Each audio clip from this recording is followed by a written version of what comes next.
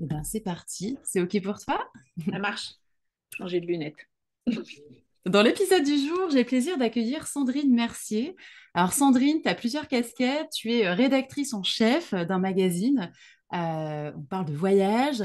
Tu es enseignante également et tu es journaliste, en plus spécialisée sur la radio. Tu étais animatrice radio. Bon, j'ai pas la pression. Tu m'as dit que c'était OK. Mais bah, bienvenue dans le podcast, Sandrine. Merci beaucoup, Ludivine. Je suis très contente d'être là. Moi et le magazine AR. Voilà. Chouette. Bon, on va pouvoir parler de de toutes tes casquettes. L'idée, c'est vraiment de parler de ton métier, de ton parcours, ce qui Mhm. t'a fait aussi choisir en tant que journaliste le secteur du tourisme. Est-ce que tu peux commencer par te présenter de la façon dont tu le souhaites aux auditeurs, auditrices? Eh bien oui, je m'appelle Sandrine Mercier. C'est vrai que le voyage a toujours été une part très importante de ma vie. Aujourd'hui, après être un passage de 18 ans à France Inter, on a créé un magazine avec mon mari qui s'appelle AR depuis 15 ans. Et à côté du magazine, on a une agence de communication où on vend beaucoup de prestations pour les destinations, aussi bien du podcast que de la création de contenu, on fabrique aussi des magazines pour d'autres. Voilà, on fait tout ce qui se. On fait des spots aussi pour la radio. Enfin voilà, tout ce qui est autour du domaine du voyage et des médias, il faut penser à nous. Mm. Eh ben, ça fait encore plus de casquettes parce que je n'avais pas noté l'agence de com. Mm. Euh, Mm. Comment tu fais pour t'organiser à travers toutes ces activités? Donc c'est mon cerveau qui est un cerveau de femme, donc il est un peu, il est multiple. Donc, non, non, je crois que c'est un peu dans ma nature de pouvoir jongler avec toutes ces balles-là. J'aurais été incapable de faire quelque chose de très monotâche. Et du coup, je peux commencer le matin par des choses liées au magazine, enchaîner avec un podcast pour un client, préparer une animation de conférence en ce moment pour l'IFTM où j'anime 3 conférences. Je les prépare après. L'après-midi, je peux penser à une formation que je vais mettre en place. Après, je peux téléphoner à la responsable du CELSA parce qu'on met en place une formation sur le podcast pour les étudiants. Donc voilà, tout ça dans la même journée. Tout tient, tout est cohérent parce que tout le même fil, c'est de partager la passion du voyage sous toutes ses formes. Sous toutes les formes médiatiques en tout cas qui puissent exister. Je sens la passion et j'ai quand même Mhm. cette question sur l'organisation parce que c'est pas forcément le cas de tout le monde d'avoir autant d'activités différentes. Est-ce que tu as une journée type? Est-ce que tu as des créneaux de temps quand tu travailles sur tes différents projets? Ou est-ce que finalement c'est au feeling en fonction de ce que tu as envie de faire à l'instant T? La journée type, je me lève, je sors promener le chien, je reviens, je prends mon petit déjeuner. Et je me mets sur mon ordinateur, ça peut durer un petit moment. Il y a beaucoup de coups de fil, c'est souvent entrecoupé de coups de fil. En ce moment, par exemple, on va préparer le bouclage du magazine AR. Donc là, c'est quand même un peu plus de temps dédié au magazine, à la relecture, au choix des photos, au choix de la couve, et tout ce qu'il faut penser pour la sortie du magazine à proprement dit sur nos réseaux sociaux, sur le site et tout ça. Donc là, c'est un peu là-dessus. Mais au milieu de tout ça, j'ai une sorte de petite to-do list des choses que je dois faire dans la journée. Et effectivement, je pioche dedans en fonction de mes humeurs et de mes envies. Et quand tout n'est pas fait, je continue, je m'y remets le soir ou je me mets très tôt le matin. Voilà. Mais c'est vrai que j'y vais quand même un peu à l'envie. Mm. Ouais, bah, c'est important, surtout quand tu as une activité Mm. créative, que ce soit sur la formation, sur le magazine, sur les contenus. C'est hyper important d'être dans le bon état d'esprit. Euh, du coup, est-ce que tu travailles avec ton mari? Est-ce que vous avez une équipe, vous, ou est-ce que vous faites vraiment tout seul? Non, avec Michel, effectivement, on a la maîtrise, on va dire, du magazine, on a les relations avec on a des pigistes, on a des freelances, il y a des photographes, il y a des chroniqueurs dans le magazine, il y a bien sûr les maquettistes, il y a la personne qui s'occupe des réseaux sociaux ou autres. On a une apprentie aussi. Donc, c'est une petite équipe, mais on est ultra léger, quoi. On est vraiment ultra léger. On travaille en partie de chez nous, on a un bureau à l'extérieur, mais c'est très structure hyper légère. Je pense que c'est les structures aujourd'hui comme ça qui peuvent résister et qui peuvent durer, en tout cas. Mm. Oui, parce que du coup, c'est un magazine qui est diffusé quoi, dans les kiosques, par Mm. abonnement. Comment ça fonctionne?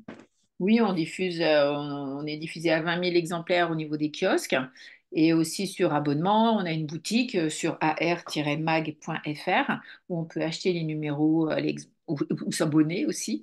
Et on est aussi distribué sur le kiosque d'Air France. Là, c'est plutôt en numérique.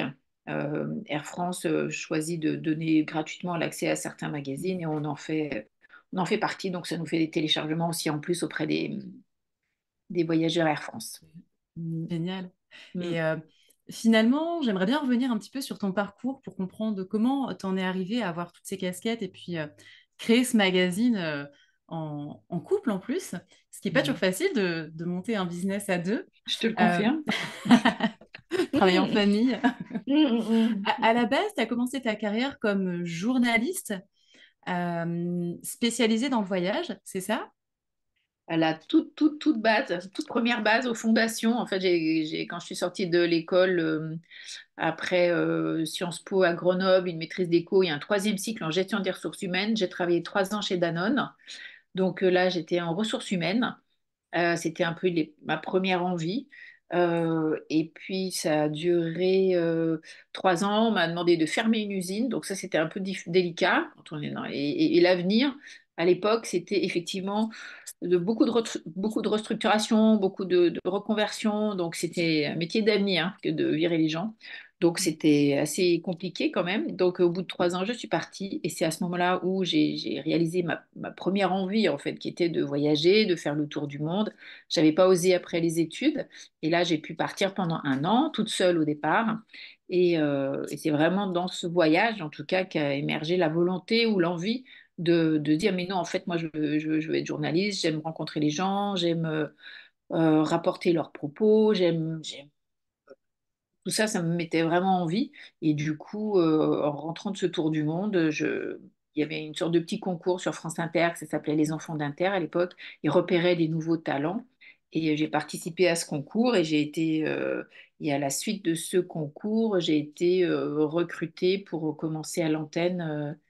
C'était une émission qui s'appelait La France retrouvée. Et là, l'idée, c'était vraiment d'être reporter et d'aller repérer dans tous les coins de France ou un peu hors des villes tout ce qui animait, en tout cas, ces régions et tout ce qui les faisait. C'était vraiment autour du développement local, aussi bien culturel, industriel, agricole ou quoi, comment ce monde-là bougeait. Et du coup, c'était le premier pied à l'étrier à la radio. Ça a duré 3 ans. Après, l'émission s'est européanisée. Donc, l'idée, c'était d'aller faire des reportages en Europe pour comprendre un peu mieux le point de vue de nos voisins sur des thématiques de société. Et voilà, ça s'est enchaîné jusqu'au jour où j'ai pu avoir ma propre émission de voyage. Ça s'appelait Au détour du monde. Ça a duré 7-8 ans.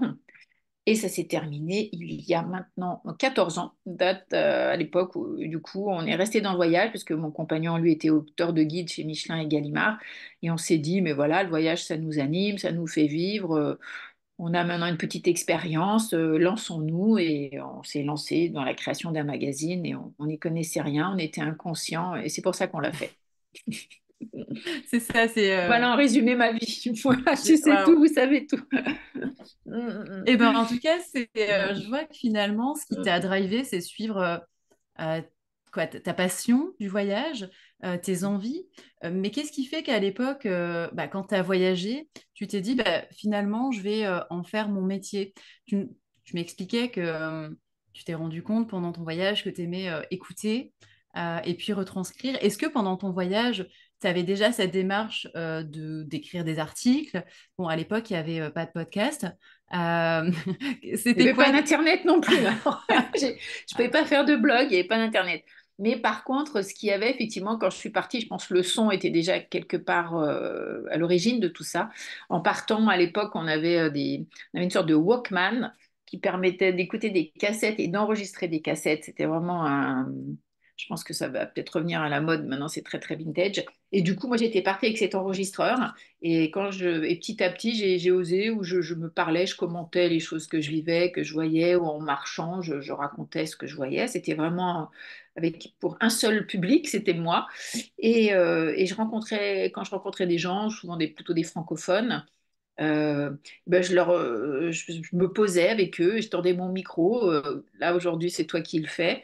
Je le tendais, mais il n'y avait pas d'auditeur. C'était pour le plaisir de la rencontre, c'était pour le plaisir d'interviewer, de passer du temps avec ces gens-là. Et petit à petit, j'ai vu que c'était vraiment quelque chose Je le faisais presque naturellement. Je sais pas, c'était un ressort, en tout cas pendant ce voyage, qui était c'était très motivant pour moi, très inspirant de rencontrer tous ces gens. Et en revenant, je me suis dit, mais en fait, moi, c'est ce que je veux faire. Je veux voyager, rencontrer des gens et restituer leurs paroles. Et en plus, tu as pu continuer donc en voyageant en France et Mhm. après en Europe. Du coup, vous étiez plusieurs à-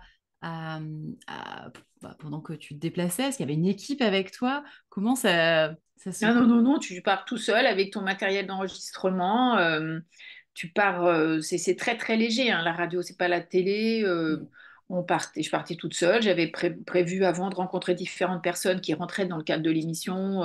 Par exemple, je sais pas si j'allais dans le trou du cul de la Creuse, d'essayer de rencontrer des gens qui, au contraire, essayer de redynamiser ce territoire. Comment, qu'est-ce qu'ils faisaient, quels moyens ils avaient eu, qu'est-ce qu'ils avaient envie de faire, voilà. Donc je les interviewais autour de leur activité et autres. Je revenais, je faisais le montage et après je le remettais et je lançais mon reportage à l'antenne.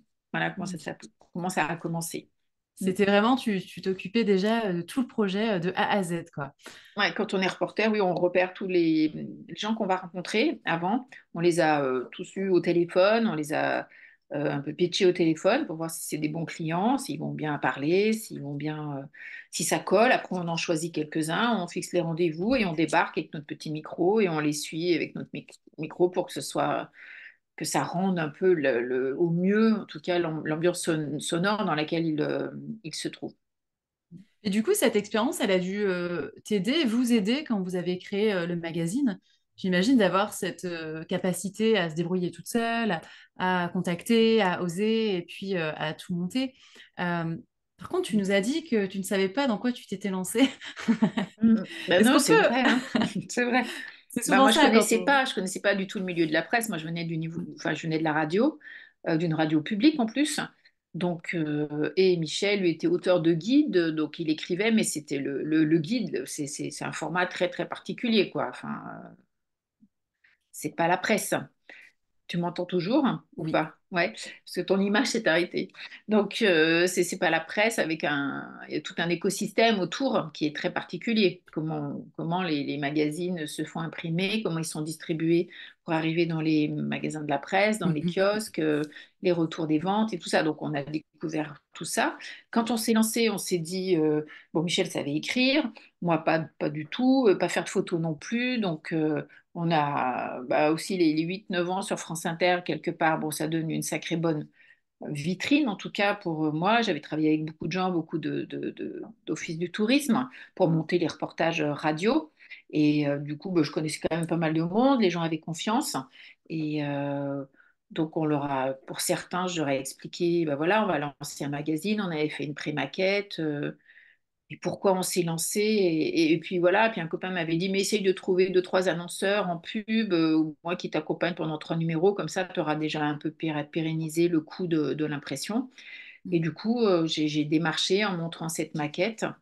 Mais c'est vrai qu'on ne savait pas trop où on allait. Et quand on a trouvé trois annonceurs, à l'époque, je me souviens, c'était la Norvège, je crois que c'était la Corrèze et c'était les Gîtes de France, donc qui prenaient de la pub sur 3 numéros.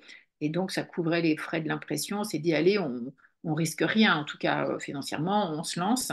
Et puis, bon, à l'époque, les régies pub nous prévoyaient 50 000 euros d'entrée par numéro, ce qui ne s'est jamais produit. Donc après, on est chef d'entreprise et puis on s'ajuste avec toutes les difficultés.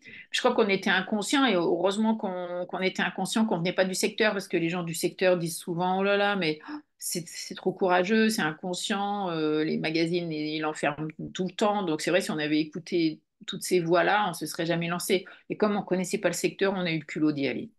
Mm. Mm. C'est souvent ça, j'ai l'impression. Et c'est pas toujours facile d'ailleurs quand on se lance dans un nouveau projet entrepreneurial ou même d'ailleurs de faire un tour du monde. Et on a parfois tendance à être conseillé par des personnes, soit qui sont un petit peu, si je puis dire, blasées du secteur, ou soit qui ont peur. Qu'est-ce qui fait que vous avez eu des échos à cette époque-là un peu négatifs ou pas du tout? Et finalement, si vous en avez eu, qu'est-ce qui a fait que vous avez quand même décidé de vous lancer? Ouais, je sais pas qu'est-ce qui fait qu'il y avait une voix au fond de nous qui était plus forte que les oiseaux de mauvais augure, effectivement, qui nous promettaient on va pas tenir un an, ça va pas, la presse c'est has-been, c'est fini tout ça. Qu'est-ce qui fait qu'on y a cru? J'interroge Michel, il est en face de moi. Michel, qu'est-ce qui fait qu'on y a cru, qu'on est quand même parti? Hein.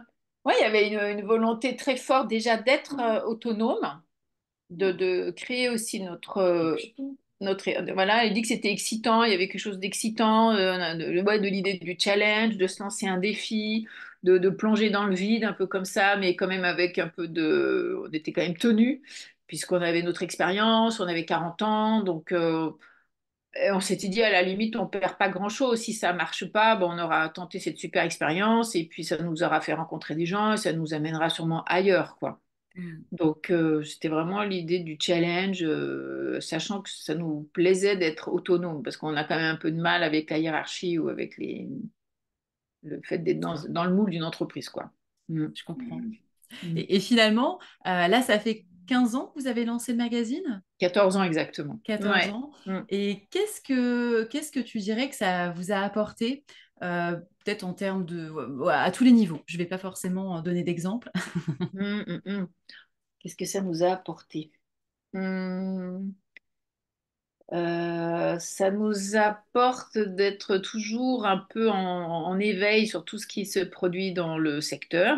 Donc, ça nous demande d'être toujours en éveil, ça nous apporte beaucoup de créativité quand même, parce que régulièrement, on nous a proposé des projets auxquels on n'avait pas forcément imaginé au départ et on s'est lancé sur des voies qu'on n'avait pas imaginées. Euh, donc, ça, c'est bien, il y a de la surprise, il y a des imprévus. On nous a demandé un jour de faire des spots radio. On n'avait jamais fait de spot radio. Après, il y a eu le Covid. On s'est lancé dans le podcast, alors qu'au départ, moi, j'y pensais pas du tout non plus. Et le Covid, toutes mes années de son, de radio sont revenues. Mais le podcast, c'est un univers aussi totalement à part. Donc, on a eu le temps de se lancer dedans, de défricher. Donc, c'est ce côté un peu de défricher à chaque fois des nouveaux projets qui est assez excitant. Du coup, ça nous maintient plutôt assez vivants, assez en vie. Il n'y a pas de routine, donc on ne voit pas le temps passer. Voilà. Et ça a été un peu, finalement, la création du magazine, la colonne vertébrale d'autres projets que vous avez montés en parallèle. Ces projets, ils sont finalement un peu intégrés au magazine. Il y a le podcast. C'est quoi le nom du podcast? Est-ce qu'on peut en parler un Alors, petit notre peu? chaîne à nous, elle s'appelle Aller-Retour. C'est le Mhm. podcast du magazine. AR, donc c'est comme Aller-Retour. Donc, on a créé la chaîne Aller-Retour. C'est un dérivé sonore, effectivement, des gens qu'on rencontre. Pardon. C'est un dérivé sonore de tous les entretiens qu'on peut mener dans le cadre du magazine. Donc, on arrive à sortir un podcast par mois lié à des rencontres sur le magazine. Donc, on fait d'une pierre deux coups. Hmm. On en met une partie imprimée, une partie sur le podcast, on en met des petits extraits pour nos réseaux sociaux. Donc c'est vrai que ça fait une sorte de... Maintenant, les médias un peu globaux, on va dire, utilisent le son, l'image. Bon, on n'a pas de vidéo, ça c'est un truc plus lourd, c'est un métier à part. Mais ouais, tout ça, c'est un peu intégré.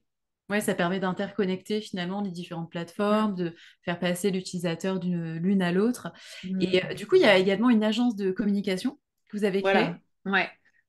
C'est toujours aller-retour, pareil. Et c'est parce qu'au départ, on nous a dit, des gens, il y avait des gens je sais pas où, ça a peut-être commencé avec le Tarn, par exemple, qui adoraient le magazine et ils ont voulu créer un magazine de destination. Et du coup, ils nous ont dit, mais est-ce que vous pourriez pas nous accompagner pour faire un journal de bonne qualité comme le vôtre, où il y ait vraiment du contenu un peu original, avec une plume aussi un peu originale, et d'avoir aussi votre regard photo pour essayer de constituer une photothèque, et essayer de trouver des... Voilà. Et du coup, on s'est lancé avec eux, je crois qu'ils étaient il y a 6 7 ans.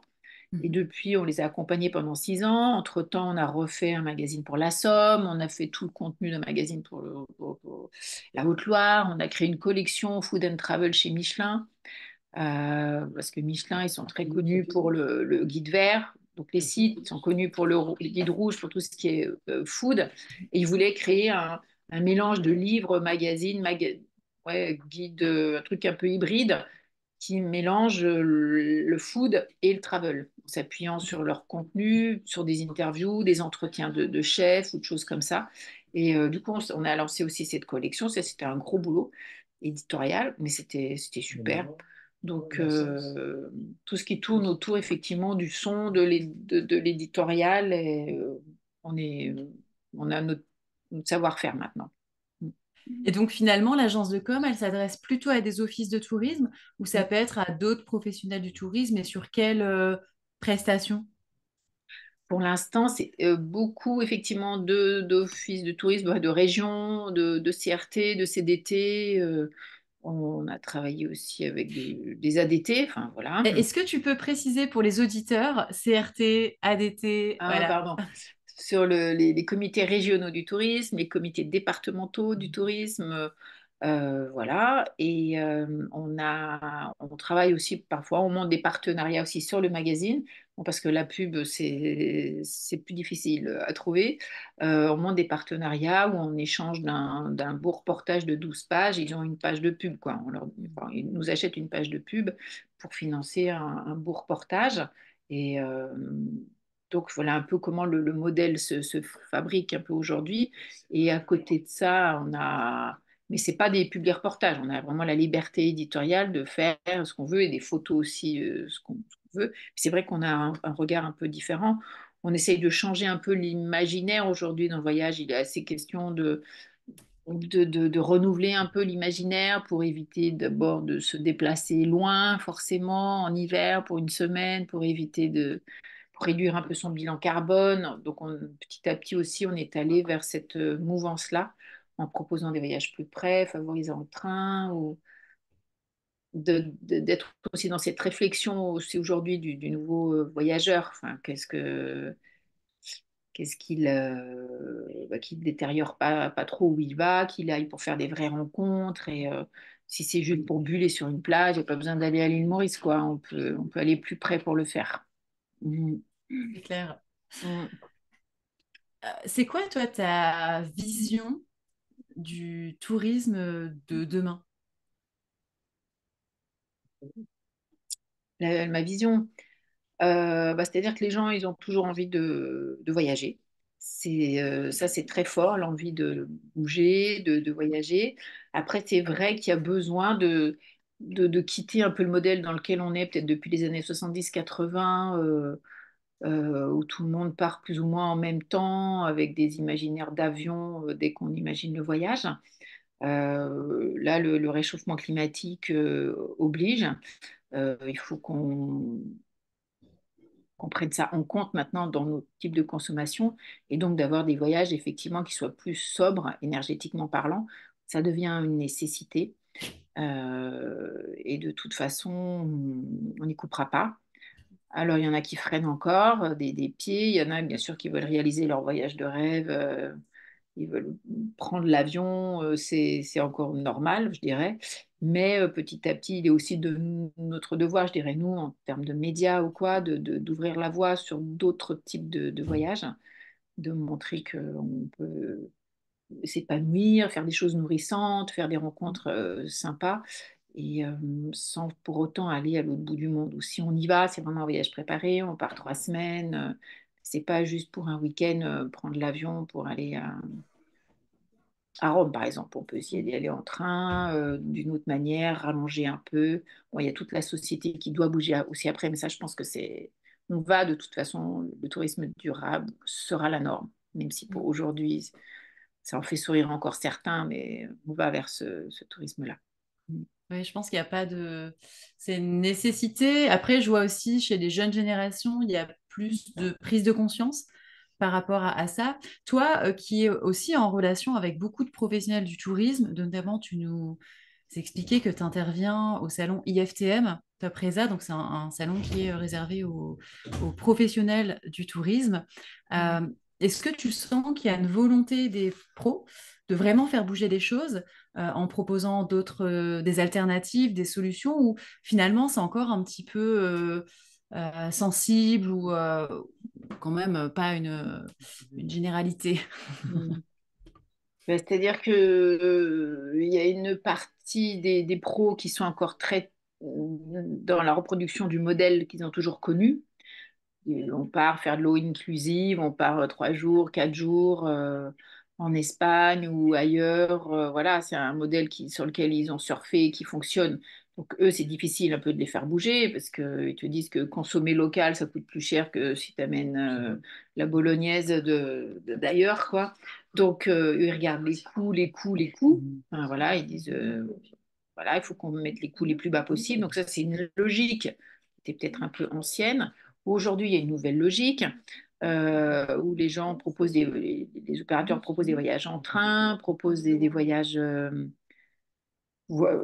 peu plus originaux, on va dire, mais ça reste encore une niche aujourd'hui. Et c'est vrai que certains professionnels mettent en place aussi des RSE, enfin des responsables RSE pour verdir quand même la société, décarboner leur entreprise. Donc, c'est quand même une tendance.